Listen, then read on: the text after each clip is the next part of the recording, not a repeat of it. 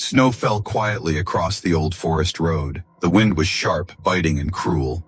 Most people had gone inside hours ago, but Marcus was still outside, chopping wood behind his small wooden cabin.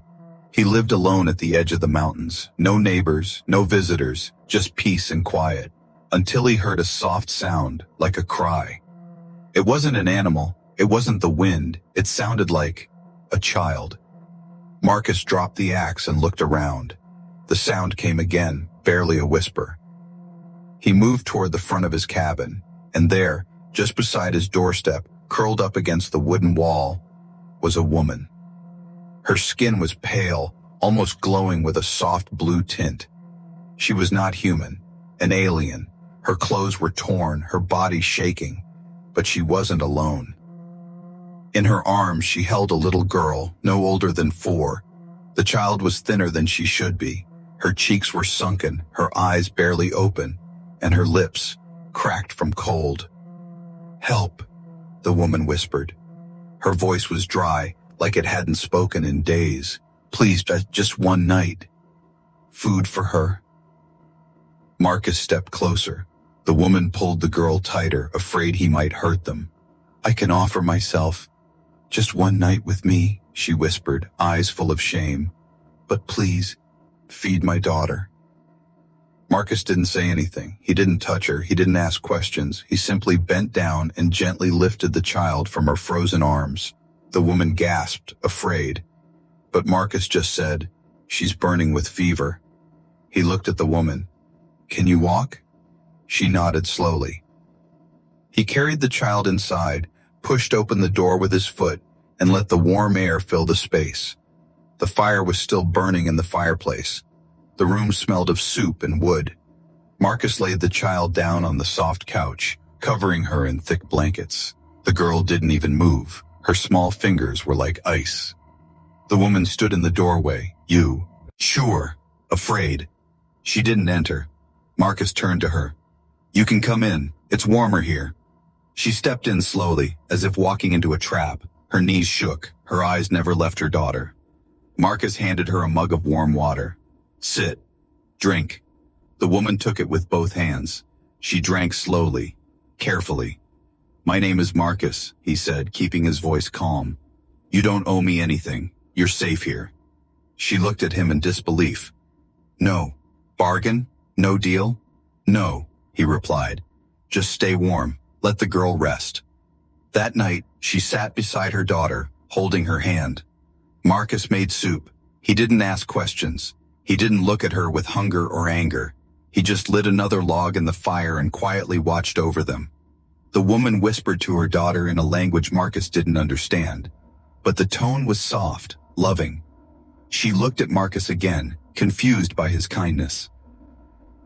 On her world, men did not help without payment. But this man, this human, was different. As the snow continued falling outside, something inside the cabin began to change. Not the heat, not the fire, but the feeling of safety, of warmth, of hope. And for the first time in days, the little girl smiled in her sleep. Morning light touched the wooden cabin windows. Inside, the fire had gone low, but the room was still warm. Marcus sat in a chair near the fire, awake, quiet, and watching. The alien girl, small and weak, was still asleep, wrapped in thick blankets on the couch. Her breathing had steadied during the night. Her tiny hand rested on her mother's arm. The alien woman hadn't slept much. She sat beside her daughter the whole time, whispering soft words in her language. She didn't move. She didn't trust the quiet. Kindness was strange to her, but Marcus hadn't touched her, not once. He gave them warmth, gave them food, and nothing more. Now, as the sun peeked through the window, the girl's eyes slowly opened. She blinked at the ceiling, then turned her head weakly toward her mother. A soft smile formed on her lips. Her fingers reached up. "Mama," she whispered. Tears welled in the mother's eyes. "You're awake," she breathed, pressing her forehead to the child's. The moment was soft, fragile, like a snowflake on skin. But it didn't last long. The girl's stomach growled. Marcus stood. "She's hungry. Good sign." The woman tensed again. Her eyes followed him, wary. He poured soup into a small bowl and knelt beside the couch. The girl looked at him, afraid, but her eyes stayed on the warm bowl. Marcus smiled gently. "It's okay, try." He offered the spoon. The child glanced at her mother. "It's safe," the woman said, still unsure herself. "Eat, my little star." The girl opened her mouth and took the spoonful. Her eyes widened. It was the first warm meal she'd had in days, maybe weeks. Marcus stepped back and let the mother feed her. He didn't ask anything. After the child finished eating, she fell asleep again, this time with a full stomach and a little color on her cheeks. The mother turned to Marcus. "Why?" He looked at her. "Why feed us? Why not take what I offer?" "Erred," Marcus sighed. "Because I'm not like that." She didn't respond. "My name's Marcus," he added again, trying to make it easier. "This is my cabin. I live alone. You're safe here. No one comes this deep into the woods." She hesitated, then quietly said, "Lyra." Marcus nodded. "Lyra, you don't need to offer yourself to survive. Not here." Lyra looked down. "On my planet, males only help for one reason. Food costs something. Shelter costs more. If you cannot pay, you are not worth saving." Marcus frowned. "Not here."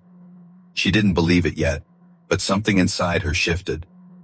Later, she followed Marcus outside as he chopped more wood. The air was sharp, but not deadly. Lyra wore one of his old jackets now, too big but warm. She watched him in silence. She didn't understand him. He was strong, quiet, alone, yet he had opened his home to strangers. When he finished, she finally asked, "What do you want?" Marcus looked at her. "Nothing." She stepped closer. "Everyone wants something. Even silence has a price." "I just don't like seeing a child starve," he said, walking past her. That answer stayed in Lyra's mind for hours. That night, she stood at his bedroom door. She whispered again, "If you still want what I offered, I will come to your bed." Marcus looked at her from the doorway. "No," he said calmly. "You don't have to pay with your body. Just rest. Heal. Be a mother." He closed the door gently. Lyra stood there, shocked. For the first time in her life, she didn't feel like property. Days passed quietly. Lyra no longer stood outside the cabin in fear. She now helped around the small house, sweeping the floor, washing dishes, folding blankets. It was the only way she knew to repay him. Her daughter, whom she called Rennie, began to smile more. She had gained a little strength. Her steps were still small, but her laughter filled the cabin like music. Marcus didn't ask for help. He didn't expect it, but he didn't stop her either.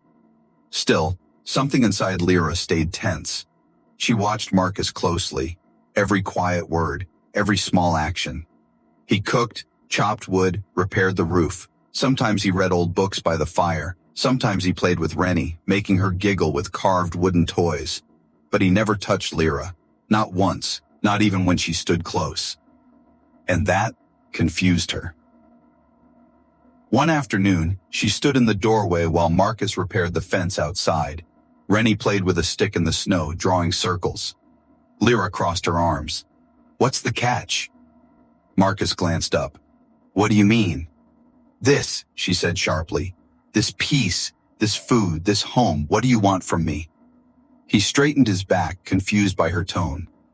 "I don't want anything." She stepped closer, eyes narrowing. "No male ever gives without reason. I know this. You're waiting for something. Maybe after I feel safe, you'll take it."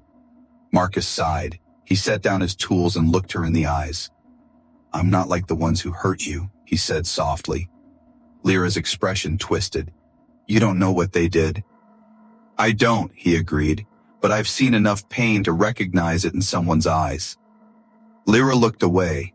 She didn't speak. Marcus didn't push. That night, Rennie curled up on the couch again, holding a stuffed animal Marcus had carved for her. Lyra watched her sleep. Then she stepped outside, barefoot in the snow, letting the cold sting her skin. She needed to feel something real. Marcus followed quietly and placed a thick blanket around her shoulders. "Why?" she whispered. "Why are you kind?" He shrugged. "Because someone once did the same for me." She looked at him with surprise. Someone saved you? He nodded. Years ago, I was lost. I had nothing. An old woman took me in, fed me, never asked for anything. I thought it was a trick, but it wasn't. That kindness changed me. Lyra turned away. I don't understand kindness. I only know trade, pain for protection, body for bread. Marcus spoke gently. That's not how it has to be. Tears rolled down her cheeks. She let the snow touch them. Inside, Rennie stirred. A small voice called out, Mama! Lyra turned quickly and rushed in. Rennie sat up, eyes wide, breathing fast. A nightmare. Lyra wrapped her arms around her and whispered calming words. Marcus stood silently at the doorway. He didn't step in. He just watched. A mother protecting her child. Later, Lyra approached him again. I still don't trust you, she said. That's okay, Marcus replied. Trust isn't given, it's earned. She looked down. You're strange, human. He smiled. You say that like it's a bad thing. Lyra turned to leave, then stopped. Rennie likes you, she said, and I don't feel afraid anymore. I don't know why. Marcus simply nodded. That's enough for now. And as the fire crackled inside, Lyra sat near it. Not as a guest, not as a prisoner, but something new. Someone slowly learning what peace felt like. The snow melted slowly as spring approached. Trees whispered in the wind. The cold no longer bit like before, but inside Lyra, a different chill still lived. She had begun to laugh sometimes, quietly with Rennie. She had helped Marcus plant seeds near the edge of the cabin. She even smiled once when Rennie fell into a patch of mud and giggled. But at night, the fear came back. She still slept near her daughter on the couch, never far, never fully at peace. Her dreams were filled with screams, with fire, with hands that didn't stop. Marcus noticed. He never said a word, but he saw the way her hands shook when thunder rolled. He saw the way she flinched when someone knocked on a pot too hard. And most of all, he saw the pain in her eyes. One quiet evening, the fire burned warm. Rennie had fallen asleep in Marcus's armchair, curled up with her carved toy. Lyra sat near the flames, staring into them, lost in thought. Marcus placed a hot cup of tea beside her. She didn't look at him, only said, You want to know what they did? He didn't reply. He didn't move. I was chosen, she said softly. On my world, girls are raised in houses like cattle. When I reached age, the warlords came. They picked the strongest, the prettiest. She took a shaky breath. I fought. I bit one of them, so they branded me, called me broken, used me anyway. Marcus's jaw tightened, but he said nothing. He let her speak. I ran away after my belly started to grow, she continued, her voice low. I knew they'd throw me in the waste pits. I gave birth in a cold cave, alone. Her hands curled into fists. Rennie cried all night. I didn't even know how to feed her at first. I thought we'd die. I wanted to die. Marcus knelt beside her. But you didn't. Lyra finally looked at him. No, I didn't, because she held my finger with her tiny hand, like I mattered. Tears shimmered in her eyes. That's why I offered myself to you. I thought it was the only way to keep her alive. I had nothing else to give. Marcus slowly reached over, not to touch her, but to place his hand near hers. You gave everything the moment you chose to protect her, he said. Lyra stared at his hand. She didn't pull away. You've been strong every day since, Marcus added. No one should have to pay for being a mother. Silence filled the room, heavy, honest. Rennie stirred on the chair and let out a soft sigh. Lyra turned quickly, her instincts sharp, ready to protect. But the girl only smiled in her sleep and hugged her toy tighter. Lyra wiped her tears. I never told anyone before. Marcus stood. Thank you for trusting me. That night, for the first time, Lyra didn't sleep on the floor. She lay beside her daughter on the couch, but her body was no longer curled like a frightened animal. She rested her head on a pillow and let her hand fall beside her child's. And for once, her sleep was quiet.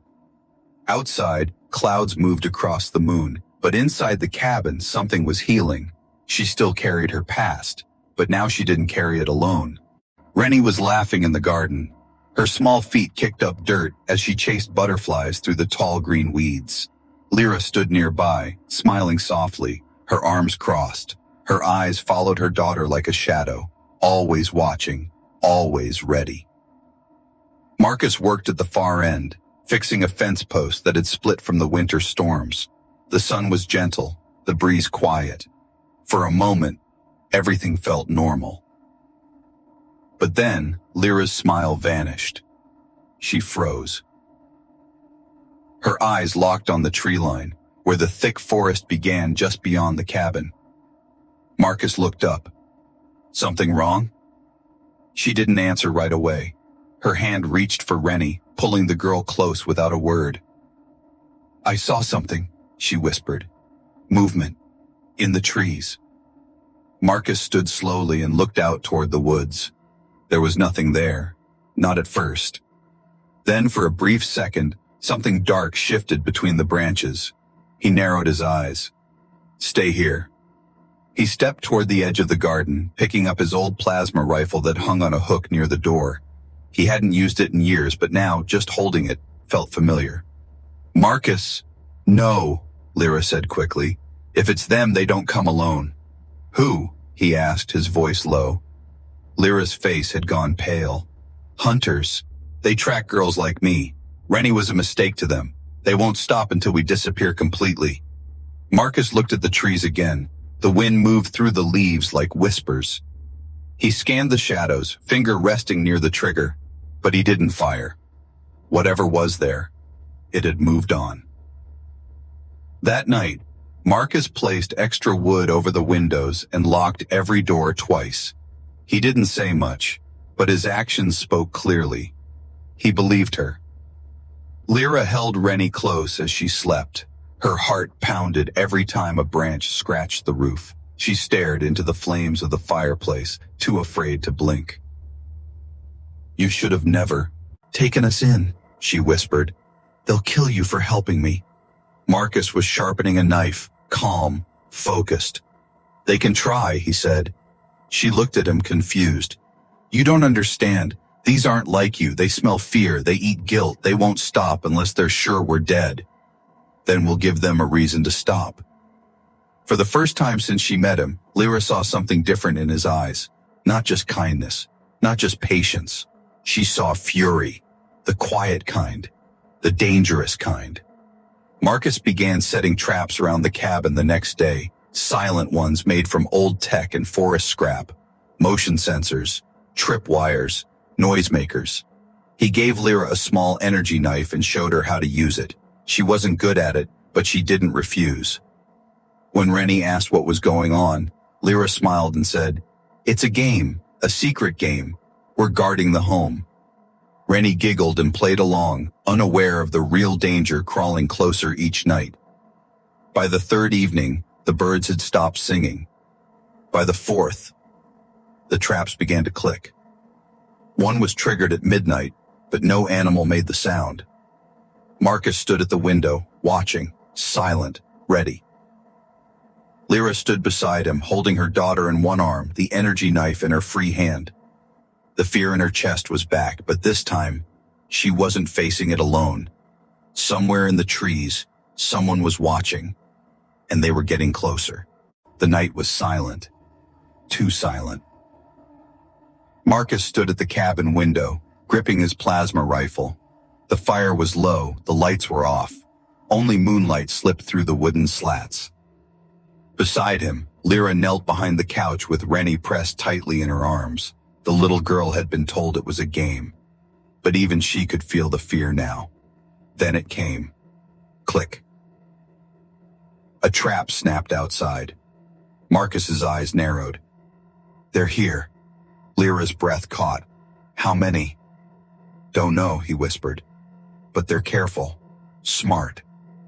Outside, something moved fast and low, like a shadow skipping over snow.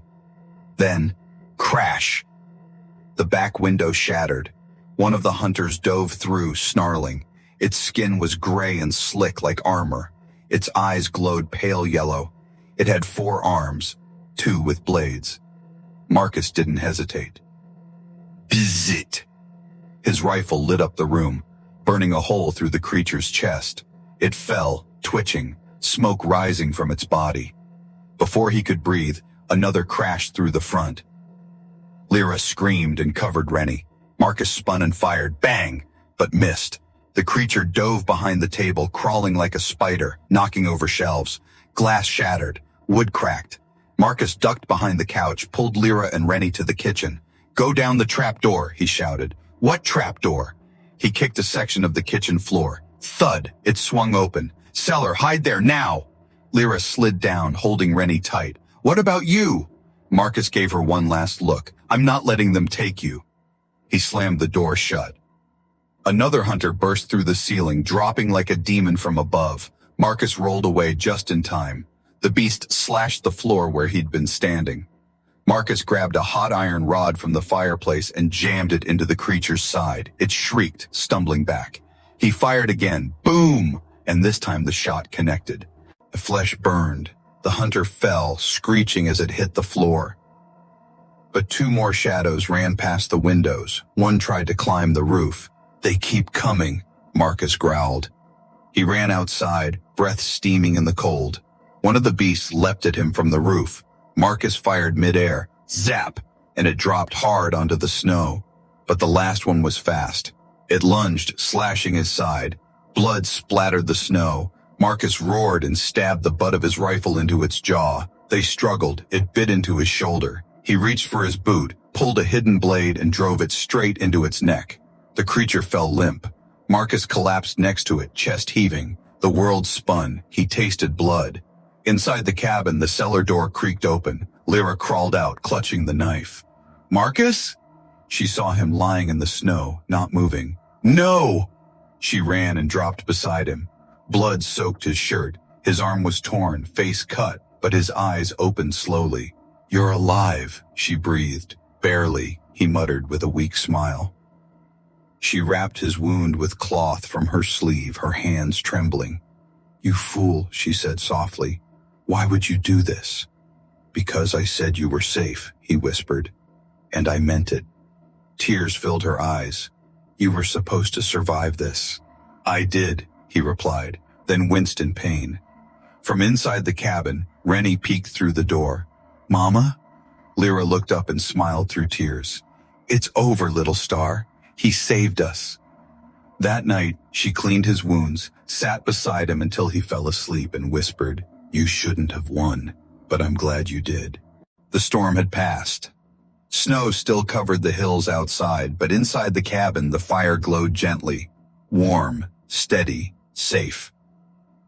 Marcus lay on the couch, his chest wrapped in thick bandages, his arm rested in a sling, his breath slow but strong. He had survived. Lyra sat nearby, quietly stirring a pot of soup. Rennie sat cross-legged on the floor, drawing in the ash near the fireplace with a stick. Her giggles returned. Her fear had faded. The cabin didn't feel the same anymore. It felt fuller, lived in, alive. Marcus blinked open his eyes. Lyra turned to him quickly. You're awake. He gave her a small smile. Still here. She walked over, sat beside him, and placed a bowl in his hands. Eat. Doctor's orders. He smirked. You're the doctor now? I am now, she replied, raising an eyebrow. And a cook, and a guard, and a mother. You've always been a mother, Marcus said softly. Lyra looked down. Not like this, not in peace. There was a pause. Then she added, Rennie doesn't wake up crying anymore. Marcus nodded slowly. Good. She deserves peace. Rennie crawled up beside him, placing her tiny hand on his chest. You're my papa now, right? Marcus froze. Lyra looked at her daughter, her lips parting slightly, unsure what to say. But Marcus smiled. If your mama says yes, then I'd be honored. Rennie turned to Lyra with bright eyes. Can he? Lyra's eyes welled with tears. She slowly nodded. Yes, little star, he already is. Rennie wrapped her small arms around Marcus's neck, careful of his wounds. He closed his eyes and hugged her gently with one arm. The moment stretched like sunlight on a cold morning. Later, when Rennie fell asleep on the floor beside her toy animals, Lyra sat across from Marcus again. "I thought I would die in the cold," she whispered. "I thought I would sell myself for scraps. I had no plan, no hope." Marcus listened, silent. "But you gave us food without asking, gave us shelter, protection. I didn't understand it." "You still don't?" he asked. She looked at him, her voice softer now. "I do. Now." Marcus leaned back. "I didn't do it for a reward, or because I'm a hero." "I know," Lyra whispered. "That's what makes it real." She took a deep breath, her fingers curling on her lap. "I don't have a home planet anymore. I don't have a clan. I don't even have a name they accept." Marcus sat up slowly, ignoring the pain in his ribs. "Then start fresh." Lyra blinked. "How?" "Stay here," he said. "With me. With her. Build something new." Lyra's breath caught. "You would keep us?" He nodded. "Not as guests, as family." She lowered her head, overcome. Then she looked up with quiet eyes. "Then I'll give you something too." He raised an eyebrow. "You don't have to give—" "No," she interrupted gently. "Not because I owe you.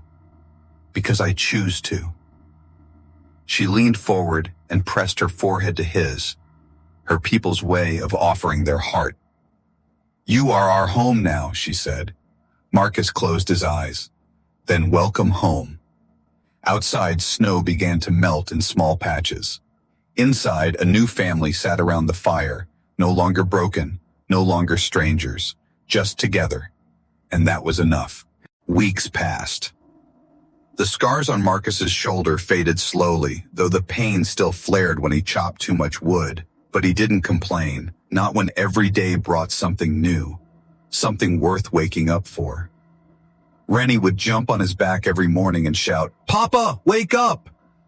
He always pretended to snore a little longer, just so she could laugh harder when she finally defeated him. Lyra watched them with quiet eyes. Her walls were no longer up. She didn't flinch at the door. She didn't sleep with a knife under her pillow. And she no longer offered herself like a bargain. Instead, she laughed. She helped. She smiled when Marcus came home muddy. And sometimes, when he wasn't looking, she stared at him with something more than gratitude. Something softer. One evening, the sun dipped low, casting gold through the windows. The cabin was warm, filled with the smell of stew and the sound of Rennie humming a song from her home world. Marcus sat outside, sharpening tools on the porch. Lyra stepped out with 2 cups of tea and handed one to him. She sat beside him in silence for a while. He glanced at her. "You've been quiet lately," she smiled. "That's new for me?" "A little," he chuckled. She looked down at the steam in her cup. "Do you remember what I said the first night we met?" His face turned serious. "Yes. I told you I'd give you one night, if you'd feed her." "You did." Lyra turned her head, eyes soft. "That night, I was ready to give myself up just to keep my daughter alive. I had nothing left." Marcus didn't interrupt. "But now," she whispered, "I don't want to give you just one night, and not as payment, not as a deal." He looked at her. "Then why?" She held his gaze. "Because I want to." Marcus blinked. The words struck deeper than he expected. His heart beat faster. Lyra reached into her pocket and pulled out a small hand-carved new necklace. A simple piece, nothing fancy, just a wooden star tied to a string. "My people," she said softly, "offer this to someone they want to build a future with." Marcus swallowed. "Are you sure?" "I'm not just surviving anymore, Marcus," she whispered. "I'm living, and I want to live beside you." He didn't speak for a long moment. Then he took the necklace in his rough fingers and tied it around his neck. "You're not the only one who's changed," he said. She smiled, that small, quiet smile that held 1,000 emotions. From the door, Rennie peeked out, rubbing her eyes. "Mama? Papa? Why are you whispering?" Lyra giggled. "Come here, little star." Rennie ran out and jumped into Marcus's lap. He hugged her tight. You hungry again? She nodded quickly. Then let's go inside, we've got stew. They stood together, a little family under the wide orange sky, and as they walked back in, Lyra whispered one last thing. This cabin wasn't home when we arrived, but now, it's the safest place in the galaxy. Marcus nodded. Not just safe, it's yours. And with that, the door closed behind them, not to keep danger out, but to keep love in. The air had changed. The snow was long gone. Wildflowers now swayed gently outside the cabin. Birds sang again. Bees floated lazily over the garden Rennie helped plant with her tiny hands. The once broken cabin now had repaired walls, stronger fences, and something else even stronger, love. Marcus and Lyra had fallen into a rhythm. Quiet mornings, warm meals, stories by the fire, and sometimes, long walks through the woods holding hands, saying nothing at all. Rennie would pick flowers and race ahead, yelling, "You're both too slow!" Life finally felt like a real dream. Until the knock came, 3 hard knocks. Marcus froze mid-sentence. He was carving a wooden animal for Rennie. Lyra's smile faded instantly. She placed her hand on Rennie's shoulder. "Go inside." The girl obeyed quickly, sensing the change in the air. Marcus stood, reaching for the rifle near the door. "No one ever knocks out here." Lyra nodded slowly. Her hands trembled again, old memories threatening to rise. Marcus opened the door. Outside stood a tall figure, not one of the hunters. No scars, no armor, just a clean suit, shiny shoes, and sharp purple eyes. He wasn't like the others. He was worse. A representative, from the outer worlds, from her former life. "Lyra of Varnock," the man said smoothly. "You are alive." Lyra stepped forward. "Not anymore. That name died in the snow." The man tilted his head. "We tracked you here, not to punish you, but to offer a deal." Marcus raised the rifle slightly. "She's not making deals anymore." But the man smiled. "You misunderstand. Her child is of royal blood. The warlord who forced himself on her, he died in a raid. That makes the girl heir to the minor house of Lokhtar." Lyra's eyes widened. "No, that's not possible." "It is," the man replied. "We need her alive, raised well, properly. We came to bring her back." "No," Lyra said, voice tremors. Bling. "She's mine. She's safe here." The man kept smiling. "That's not your choice anymore." Marcus stepped forward. "It is if she's my daughter." The man chuckled. "You're not even of our kind." "But I'm the one who bled for her," Marcus growled.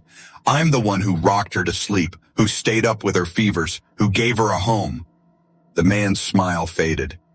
"You will regret this," he said coldly. Marcus didn't blink. "I regret nothing." The man turned to Lyra. "You can run again, but we'll find you." Lyra took Marcus's hand. "Then we won't run. We'll fight." The man gave a stiff nod and vanished into the forest, his steps silent. When the door shut again, Lyra fell to her knees. "She's never going to be safe," she whispered, "even here." Marcus knelt beside her. "Then we don't just hide anymore. We prepare. We teach her to be strong, to choose her future, to know she's loved." Rennie peeked from behind the door. Was that a bad man? Lyra pulled her close. He was someone from the past. Marcus added, "But your future is still yours." That night they sat together by the fire. The peace they built had been shaken, but not broken. Love didn't guarantee safety, but it gave them something stronger. The will to protect it. Morning came with golden light breaking through the clouds. Marcus stood at the edge of the woods, axe resting on his shoulder, eyes scanning the trees. He wasn't waiting for trouble. He was ready for it. Inside the cabin, Lyra packed dried herbs into little cloth bags. She had learned how to use local plants for medicine. It made her feel useful, strong, not just a runaway, not just a victim. She glanced at her daughter playing with wooden toys on the rug. Rennie hummed softly, combing the hair of a carved doll Marcus had made. A child like any other, and yet not. She was of royal blood now, whether they liked it or not. "They'll come again," Lyra whispered as Marcus walked in. He nodded. "Then we make a choice before they do." That night they sat around the fire, no fear in the room this time, only quiet thinking. "Rennie," Marcus said gently, "do you remember the man who came with the long coat?" The girl nodded. "He talked strange. He smelled like metal." "He came from a place where people think you belong to them," Lyra said, brushing a hand through her daughter's hair. "They said you're special," Marcus added, "because of your blood." Rennie frowned. "But I don't want to leave." "You might be safer there," Lyra said, though her throat tightened on the words. The girl looked between them. "But I don't know those people. I know you." Lyra's eyes filled with tears. "They want a princess. But we never taught you to be one." Rennie stood up proudly. "I don't want to be a princess." Marcus raised an eyebrow. "No?" "No," Rennie said, smiling. "I want to be like Mama, and you." That night, Lyra stood in the doorway, looking up at the stars. "You know what this means?" she whispered. "They won't stop." "I know," Marcus replied, stepping beside her. "But we won't either." They had already started reinforcing the cabin walls. They were building hidden compartments under the floor. They had taught Rennie how to hide, how to run if needed. But now they taught her more. How to think for herself, how to speak with strength, how to stand with dignity, whether she was a princess or not. Weeks passed, and no one came. Then months. They watched the skies, but the trees stayed still. No glowing eyes, no footsteps in the snow, just birds and spring winds. One day, while harvesting berries, Rennie looked up at her parents and asked, "Will they come again?" Marcus looked at Lyra. Lyra smiled. "Maybe," she said, "but if they do, they'll find a family, not a prize." Rennie nodded. "Then they'll lose." And in that moment, it was clear. She may have royal blood, but she had chosen who she wanted to be. Not a princess on a throne, not a pawn in a war, but a daughter in a home. That night, Lyra added something new to the carved wood above the door. 3 names: Marcus, Lyra, Rennie. No title, no clan, no crown, just family. And for them, that was more powerful than any kingdom.